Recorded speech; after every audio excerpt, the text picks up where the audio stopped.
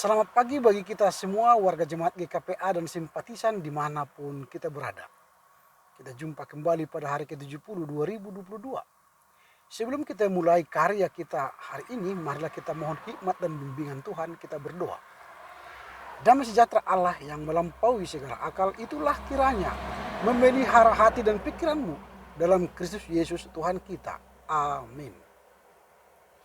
Firman Tuhan yang akan kita renungkan pada hari ini tertulis dalam Yeremia pasal 6 ayat 13 sampai 14. Sesungguhnya dari yang kecil sampai yang besar di antara mereka, semuanya mengejar untung. Baik nabi maupun imam, semuanya melakukan tipu. Mereka mengobati luka umatku dengan memandangnya ringan. Katanya, damai sejahtera, damai sejahtera. Tetapi tidak ada damai sejahtera. That is because from the least important to the most important of them, all of them are greedy for dishonest gain. Prophets and priests alike, all of them practice the same.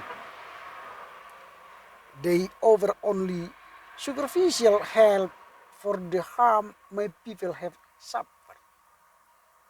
They say everything will be alright, but everything is not alright. Demikian firman Tuhan. Yang berbahagialah mereka yang mendengar serta memelihara kebenaran firman Tuhan. Nabi Yeremia menyaksikan pemandangan yang mengerikan yang terjadi pada umat Tuhan kala itu. Dia melihat kehidupan para nabi, imam. Tampaknya di depan mereka seperti orang yang melakukan kehidupan yang baik. Damai sejahtera. Tetapi mereka sedang membangun kehidupan yang tidak damai sejahtera. Tidak nyaman. Karena mereka menipu. Kehidupan mereka tamak, rakus. Bahkan hidup mereka dikamuflasekan dengan kepura-puraan. Pura-pura nangis, pura-pura bertobat, pura-pura melakukan kepedulian. Atau mereka pura-pura melakukan penyembahan. Tetapi semua itu pura-pura, artinya palsu.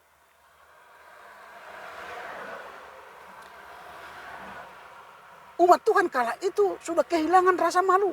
Shame. Sense of shame.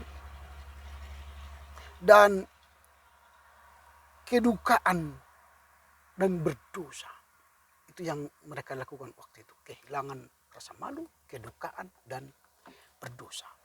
Mereka tidak memandang Allah lagi sebagai Allah yang murka terhadap dosa.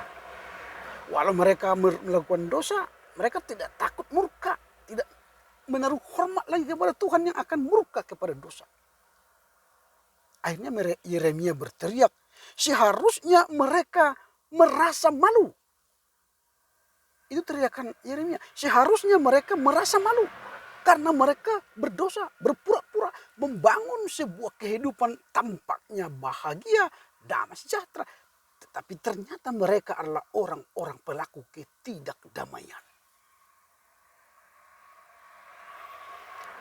Apakah wajah mereka kala itu kelihatan kemerah-merahan karena merasa malu?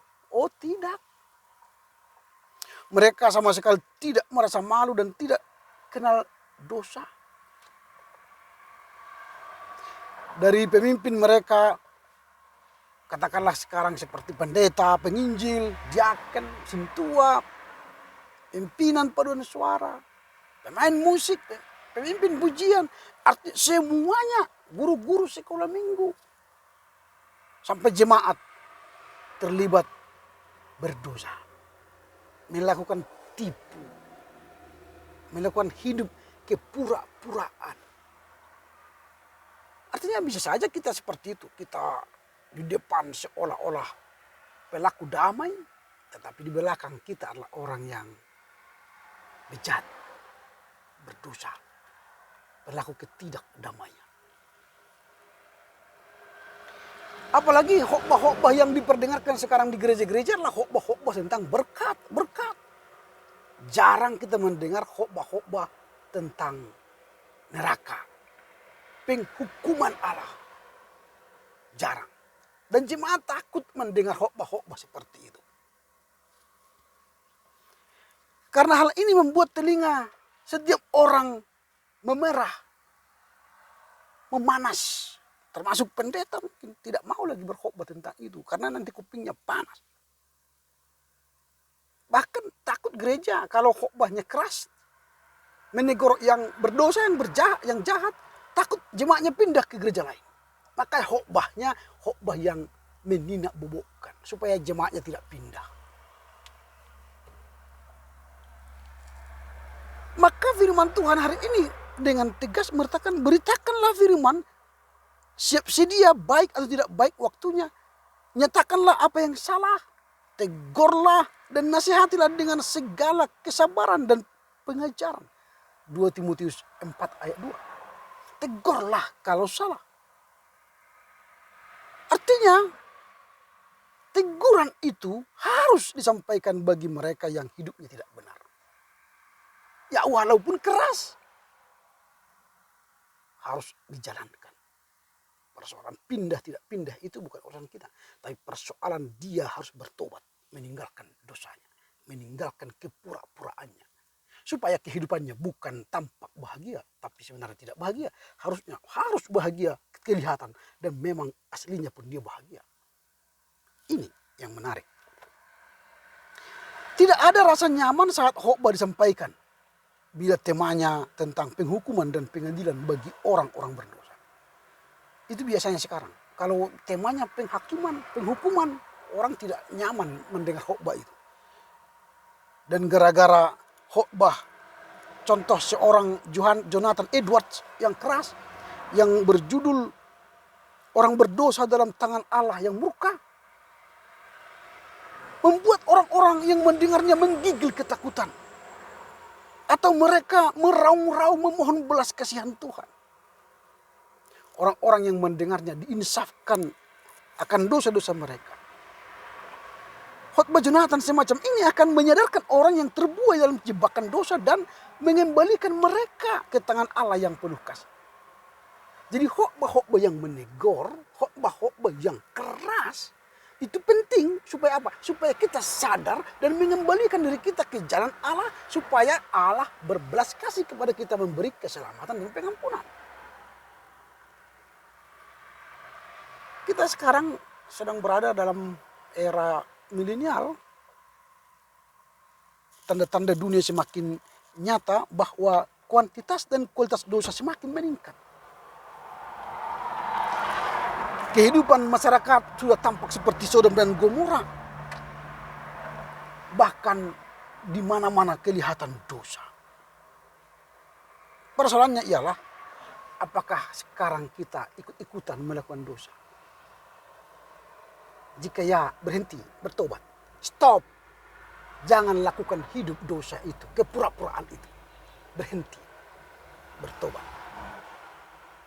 Karena itu, tetaplah waspada dalam kehidupan. Hindari diri kita dari perbuatan kehidupan di belakang kedamaian yang palsu.